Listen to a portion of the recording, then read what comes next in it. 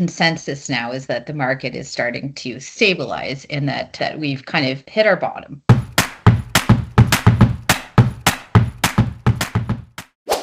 Hello, everyone. Thank you for joining. This is the Calgary Real Estate Insider Podcast. I'm Dustin, and today we have Natalie Berthiaume joining us from the Natalie Berthiaume Group. Natalie, thank you so much for coming on. Tell me a little bit about yourself. Thanks for having me.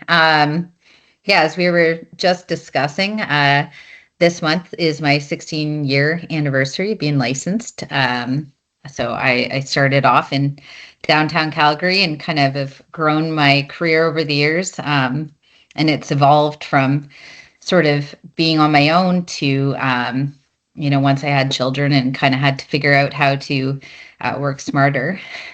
That was when I started to grow and hired some admin. And then in the last 6 years, I kind of grew a team. So now I have a real estate group. I have 4 agents that work with me and 1 full-time admin. And we basically cover, I'm based out of Airdrie now, but I have a couple agents that are in Calgary and a couple here in Airdrie too. And so we try to cover a fair bit of geographical area within our team. Yeah. And as you know, this podcast is a little bit about the insider knowledge of the market and what's happening and what's going on. So you've been in the market for 16 years. Obviously, you've seen some ups and downs and different cycles. So where are we at with this cycle? I think that's the question most people have right now is what's happening in the market and what can we expect to see? Yeah. Well, I don't have a crystal ball. I actually do have one. I bought one a few years ago. I thought it'd be funny. I was hoping you would have brought yours. Yeah. Yeah. I can't see anything in it though. But I think we're kind of coming out of an area or a time of uncertainty. Last year, I think, was sort of peak uncertainty. There was a lot of talk of tariffs, and there was a lot of concern. A lot of people stayed put and, really didn't know what to expect. And I think that this year, whether or not anything has really changed that much, everybody adapts. People adapt, and so it doesn't really matter necessarily if anything's changed or not. But people have gotten used to things. So I think that. I'm sorry if you can hear my dog. But I think at this point now, people are starting to get comfortable again. We've noticed on our team that sales have started to pick up again.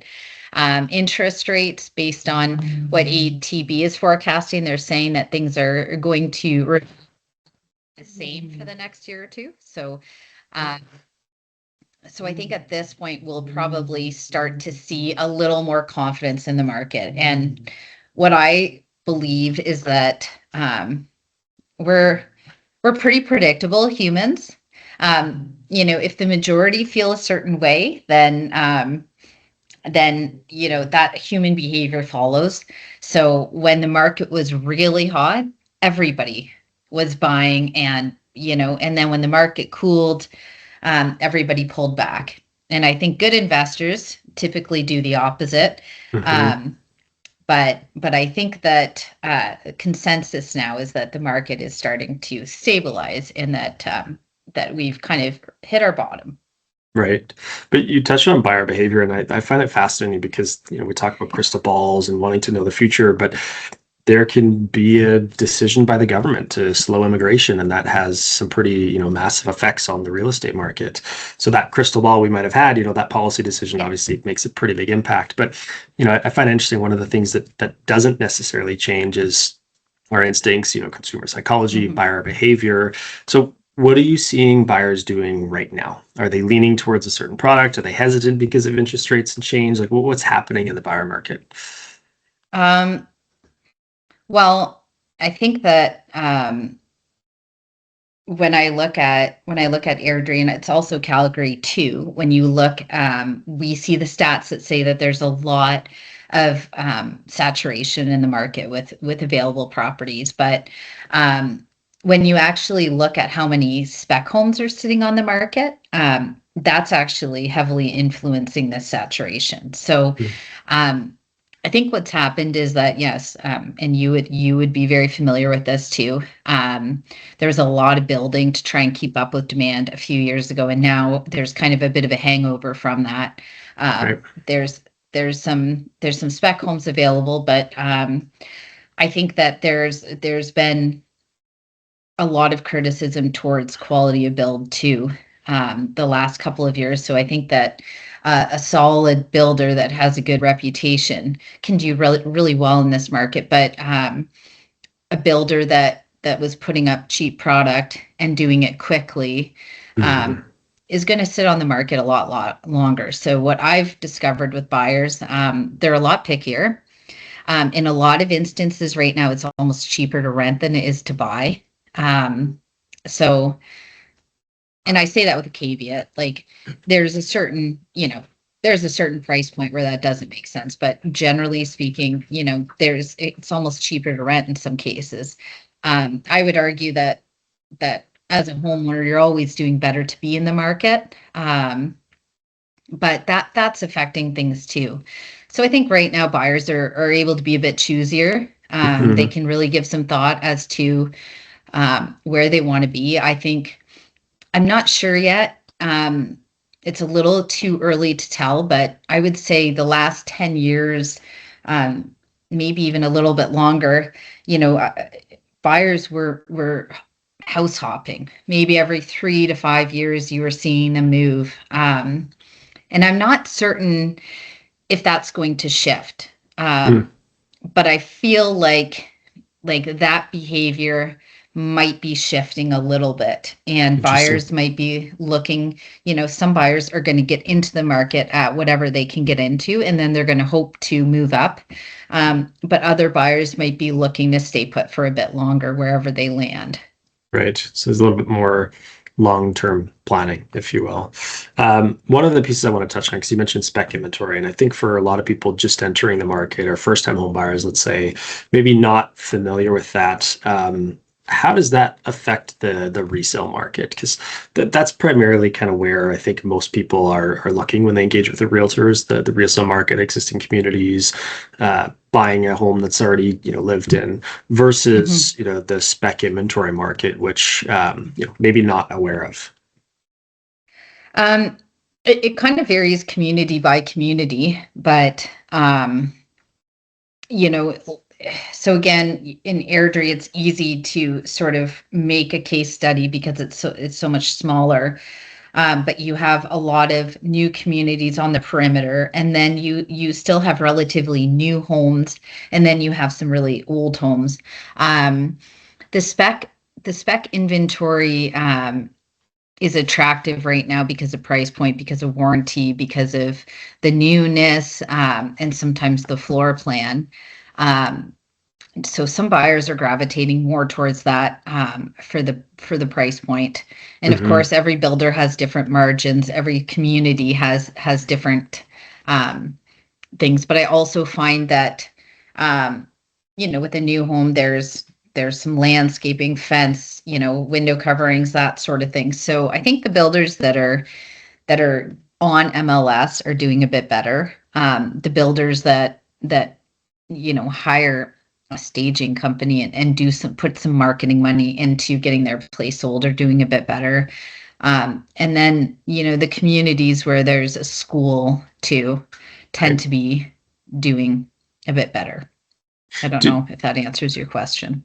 yeah, I mean, I'm curious about the demographics and the buyers. I think traditionally first-time home buyers could be afforded the luxury of, securing their first job, saving a little bit of money for a down payment, going out and purchasing. But, as we see from some of the data, that first purchase is happening later and later and later. And in some cases, it's requiring help from a parent to, draw Yeah. some equity out of their home to put. So, talk about the first time home buyer, kind of that entry segment. What are you seeing from that type of buyer right now? What are the needs? How is that changing? Um, So a lot of first time home buyers that we've worked with in the last year or two, if they can afford it, they're looking for the ability to be able to have an income from a suite. Hmm. So, especially if they're looking newer, then, if it's a new home, they want to see a side entrance. They want to see the ability to possibly have a suite and gain some rental income from it. Um, that tends to be their biggest focus, I've noticed. Obviously, price point, matters. We had some first-time home buyers that just bought in varsity because they like the 80s style. So I think there's, with social media too, and Instagram and that there's more aesthetic too that matters. Buyers are looking for something interesting, like a vaulted ceiling or something that adds some character to a property. I think that matters. They don't obviously seem to care. They don't care as much about the schools or the infrastructure, the community. They're first-time home buyers, so they're just looking to be able to get into something that they feel is a good investment, and it doesn't matter as much to them what's coming, because they'll be there. They're willing to stick it out until that school gets built or those pathways or that park is finished. Right. So they're imagining themselves there for a while. Now, has that changed how you're seeing buyers approach existing homes in terms of floor plans? Like I had a discussion yesterday with someone who mentioned that a lot of these older kind of 90s homes with the living room outside the kitchen and all the separated spaces, right? That these living rooms are now offices or perhaps a playroom or something entirely different, right? Versus now the home builders are kind of building differently. What are you seeing in that space as far as like floor plans or requirements from office, work from home? That's a good question. I'm not sure, to be honest. I feel like the first time home buyers, they're buying something that usually has 2 or 3 bedrooms, and they don't have, they don't have kids or they don't have a partner yet. So, one of those rooms is okay to use as an office.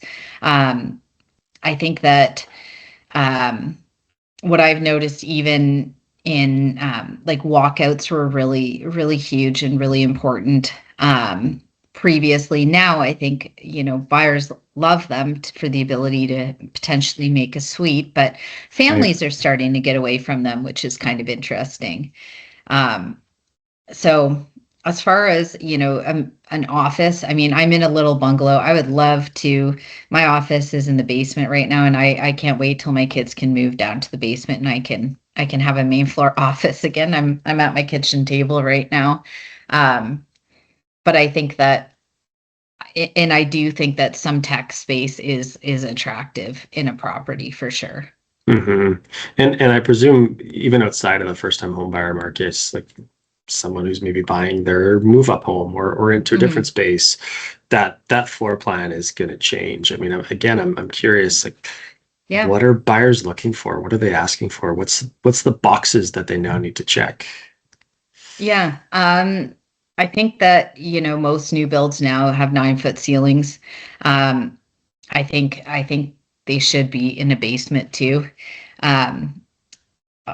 It just makes such a big difference when you go down into the basement. And most people are looking to eventually develop their entire space. So having a tall ceiling matters. I have a few clients, right? There's over 100 detached homes right now for sale between 600 and 700 in Airdrie right now.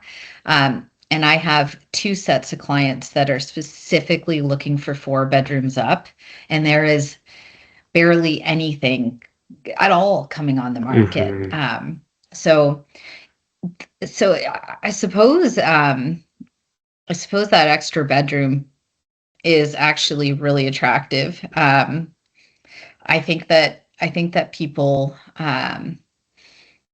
I personally love 80s styles homes. I love the vaults. I love the different levels and some of the funkiness of the big windows and unique stuff like that. But all that stuff is expensive to build. And, typically when you're working with a specific lot, you need to make it as practical as possible. But I always find that, the homes with the main floor office are always easier to sell. The homes with a decent sized yard are easier to sell. And if you have 4 bedrooms up, that's very hard to find right now. and it's considered pretty attractive. So bedroom size, having some meaningful outdoor space, buyers moving into the market right now, or even making changes in the market. Mm-hmm. I think we're seeing that they just want somewhere where they can, really establish some roots and have a place to grow their family. And like you kind of mentioned, one of the trends I've been picking up on lately is just this more long-term approach to this. Because as you said previously, there was a lot more moving, and maybe that has to do with the fact that our mortgages are higher now and the price is higher now. And so it's a little bit more cost prohibitive to move as much. But just this notion of finding a really great community, settling down and choosing to stay there for an extended period of time. One of the things that I find,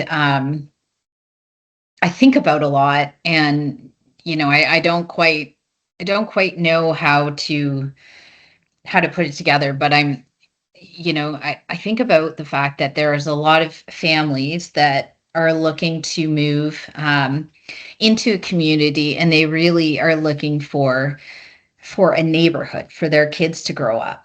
And I think that I don't know how to figure it out, but I think it would be really lovely if there were communities where people, gathered, where they share the same values or similar values. So, I know in Europe, the idea of, a kid growing up like a phone-free childhood, right? Like that idea of, knowing on your street that you're with other parents and they're okay with their kids playing outside, and they're going to keep an eye out on your kids if your kids are out there, and you're going to keep an eye out on their kids. And, maybe you're all committed to letting them play outside rather than being inside with the phone. And it's something that I think is starting to gain a little bit of traction. But, I guess that would probably go into like how communities are designed and how homes are arranged in a community. And, but I think that looking into the future, I think that, that's something that a lot of people really would connect with, is that idea that, I'd like to raise my kids knowing they're in a place where it's somewhat safe, and it is safer outside than it is online, 100%. So that's like a bit of, I guess, a pet project or pet idea of mine. I'll relate to that, and I'll share, I guess, two stories. So we lived in a home that was great home, had a nice backyard, 3 bedrooms upstairs. I had 2 young children at the time. It works great, but we're along a busy street. And so as our kids got older, didn't really want them playing on the driveway, riding their bike, one slip off the curb and you've got cars going very fast, right? And so obviously there's a little bit of safety concern there. And so our next house, we moved into a cul-de-sac, and, we're in the same boat. We have 3 kids now. We'd love 4 bedrooms upstairs. There's a couple of things that don't quite check the boxes with this house, but it's a great house. The hardest thing, though, to be able to move away from is the cul-de-sac. And it's the exact description that you just had. Our girls can go outside. They can ride their bikes, ride their scooter, do whatever they want. They can play outside. Yeah. And as soon as they do, they go ring the neighbor's door, and they ring the other neighbor's door and the other neighbor's door until they can find someone to play with. And, it's Saturday at 3 p.m. and you look outside, and then all of a sudden there's 8 kids outside in the cul-de-sac playing, and just sort of wave to the other parent. And yeah, we're watching, no worries. So it definitely is valuable. And I think that's a huge part to the communities that I think we're trying to build, to try and encourage and create that. Do you see, you're in Airdrie, there's new communities being built? Like, do you see any that are really nailing that? Any interesting concepts or additions to the community? I know there's a lot of emphasis around outdoor and trying to build these nature parks and walkways. But I'm curious if you've seen something that's worked well. I've always been impressed with how Genesis develops their communities, the land development. They put a lot of money into their parks and green spaces and walking paths. We do have some wildflowers, a new community in Airdrie that is going to apparently have an outdoor pool, and they've put up a really nice park. There's a little, skateboard or bike area.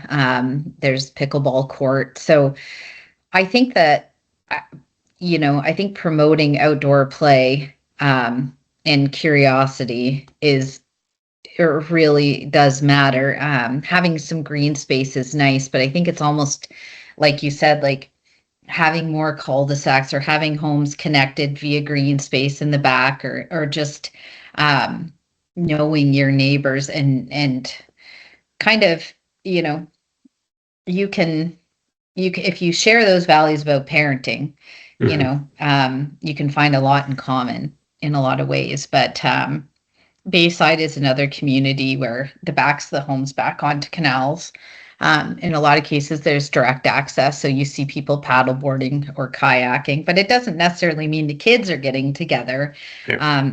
You need a quieter front of the home. And I actually think I've seen some in Harmony, I've seen some communities where, the garage is at the back and you have these homes with the large porches and the front windows.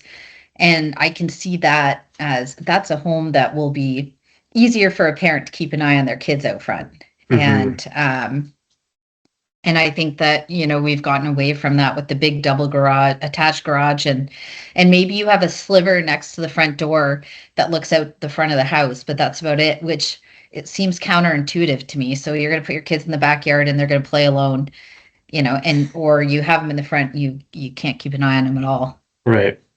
So it's quite different. So one of the things that we were talking about this a little bit before, but Kalamoir is developing a townhome community in Livingston.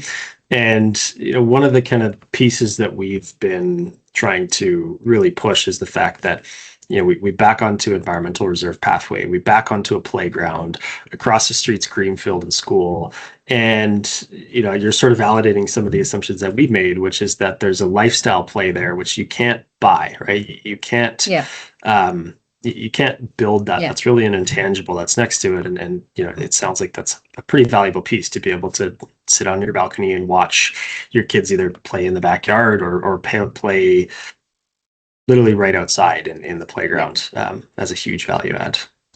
It is. And especially, like, I would say for a young family, with a little one, especially when the kids are so young and you're a parent and you're exhausted, and if you can, if the park is right outside, or if the walking path is right outside and you can take them out, I mean, that adds a lot of value. And again, a young family or someone planning to start a family will see the value in that allocation too for a future school.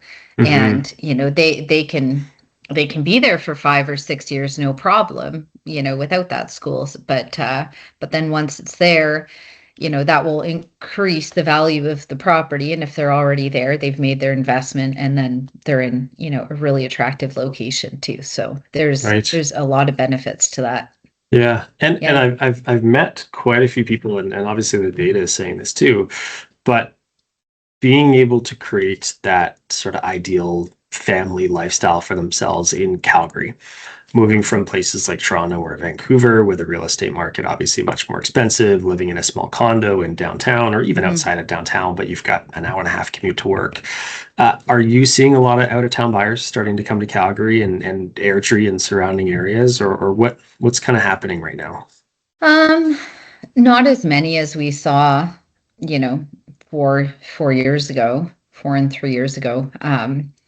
We're still seeing them, but we're also seeing a lot of the people that came going back now too.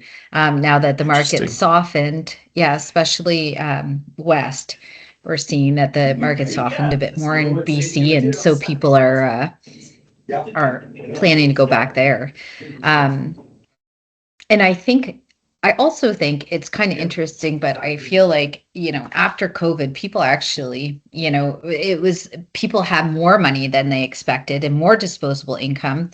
And now I feel like that's no longer the case. People are on tighter budgets. They don't have the same disposable income.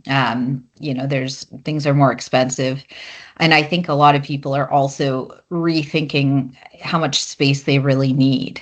And, like I think, I don't know what it was like for you growing up, but I remember my parents bought in a subdivision and they were there, until I was 17. So Mm-hmm. I grew up in one house, and they just kept puttering and adding and adding.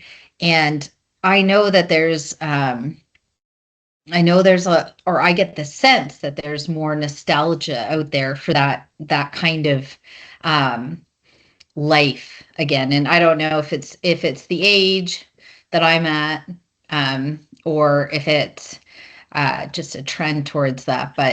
But I do feel like people are thinking that, they want to put down roots and stay, and they don't need an enormous house. In fact, they might be okay with a townhome if it has the things that they're looking for. But a smaller home, maybe a bigger yard, is I think becoming more attractive to people.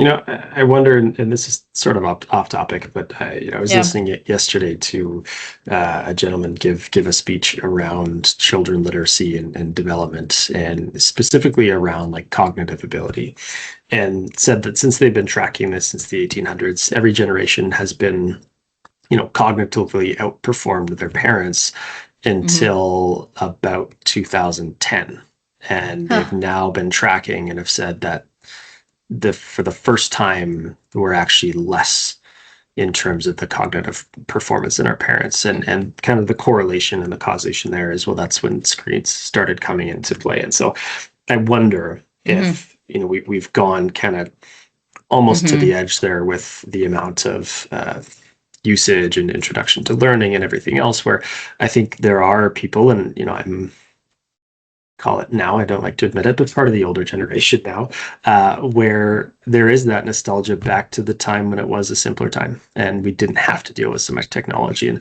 I think there's a lot of uncertainty around AI and what's our future going to look, what our kids' future is going to look like. And so I sort of share that sentiment, and I wonder if that somewhat comes from this craziness that we've sort of gotten ourselves into, and how 100% does.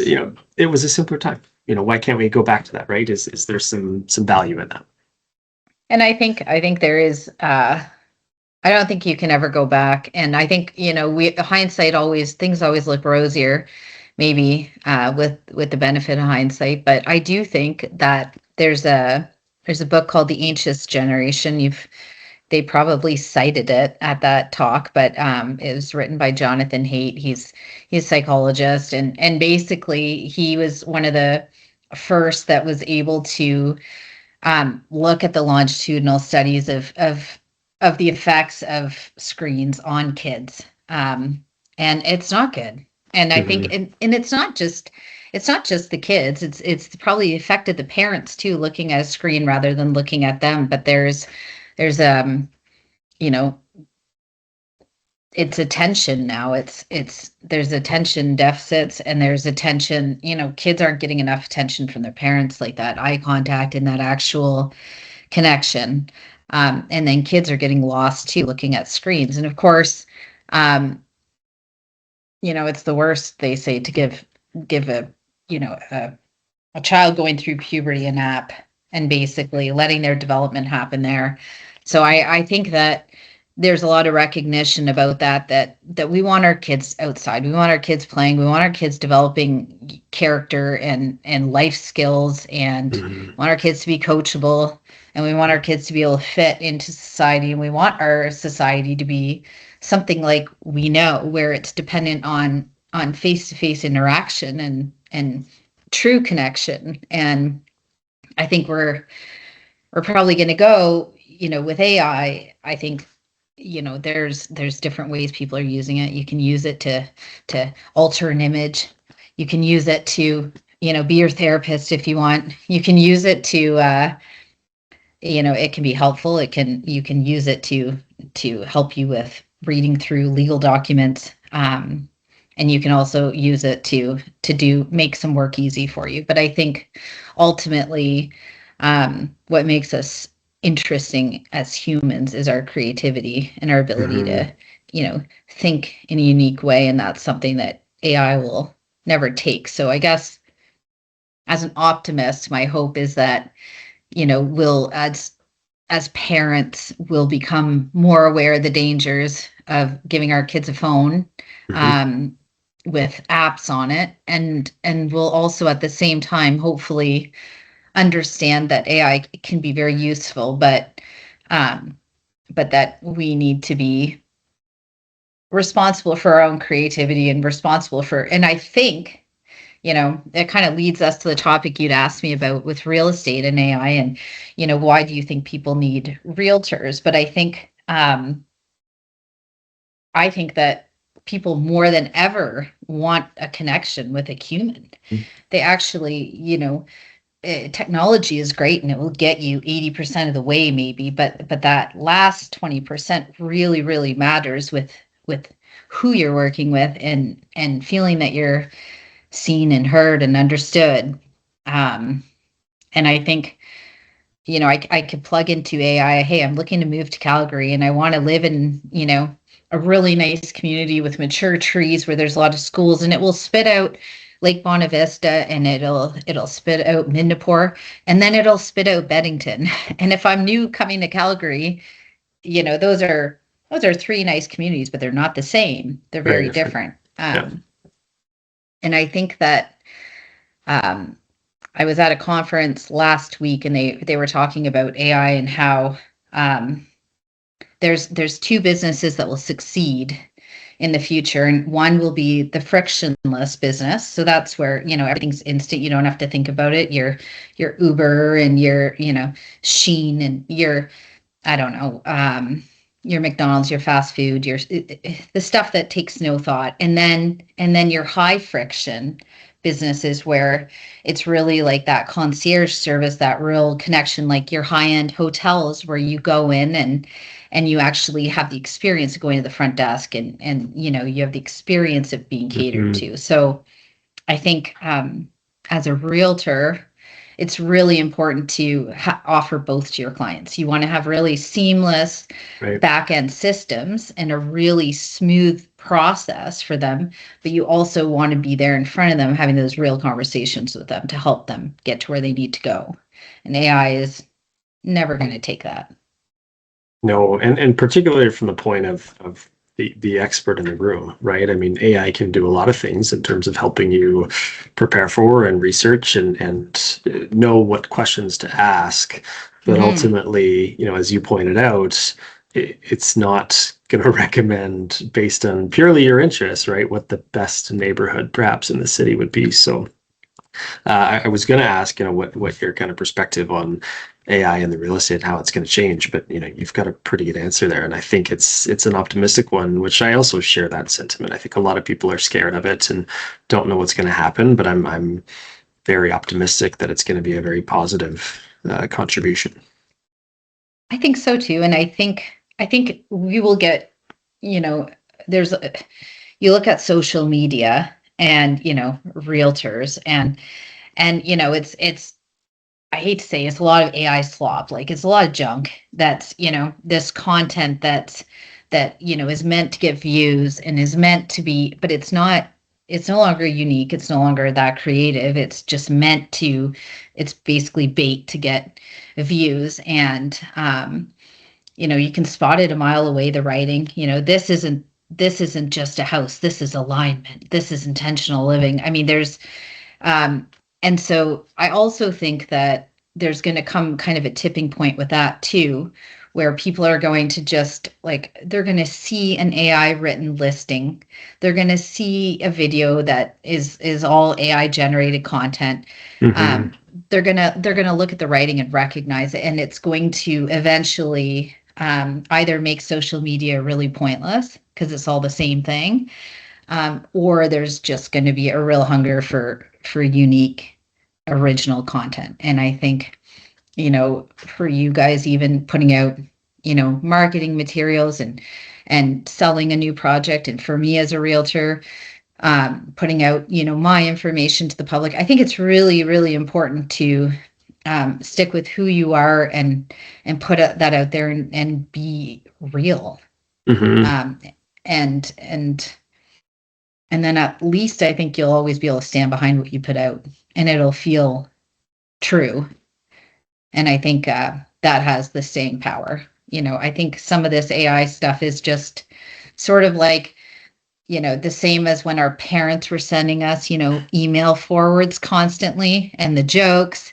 And then when our parents discovered Facebook and, this also, I feel like now we're the generation that's being really embarrassing, posting all of our stuff and content. And so I laugh because obviously I grew up when computers first came into the homes, and the joke to or the sentiment from parents was always, oh, you can't read anything or everything you read online. And now we've come full circle, right? Because my parents will show me something, it's like, oh, that's AI, like you can't read everything you read online.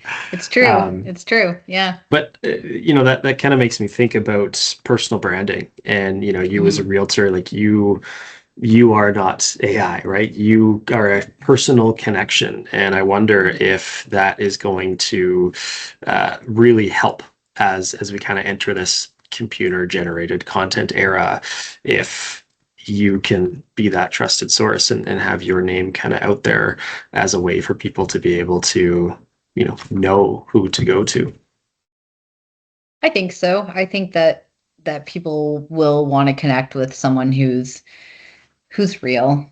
And if you go to my website, like I think it's just the tried and true stuff will remain the same in a lot of ways. But I read this book called The Toilet Paper Entrepreneur. I think that's what it's called. Have you read it? Yeah. And years ago I read it, and he basically said, like, write out your values, put that, do your business values. And I did that probably 15 years ago, and it's been on my website ever since. And occasionally I'll tweak it or modify it, but it's the same, right? And it stays the same, and it'll be the same in 15 years from now.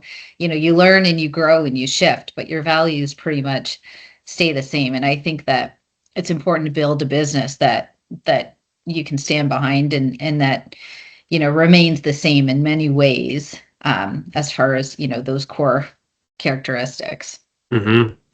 Yeah. Well, Natalie, I want to thank you for your time. It's been a very interesting conversation. My last question to you is how can people find you?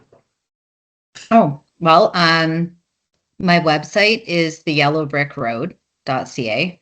So that's pretty easy, a lot easier than trying to spell my last name. And then, on Instagram, I think I'm with CIR Realty. So it's just CIR Natalie. Amazing. Okay. Well, again, thank you so much for your time. To our listeners, please give Natalie a look up and make sure to find her on Instagram, give her a follow, and hope you tune in to the next one. Yeah, it's great chatting with you. Thank you for your time. Likewise. I appreciate it. Okay, bye.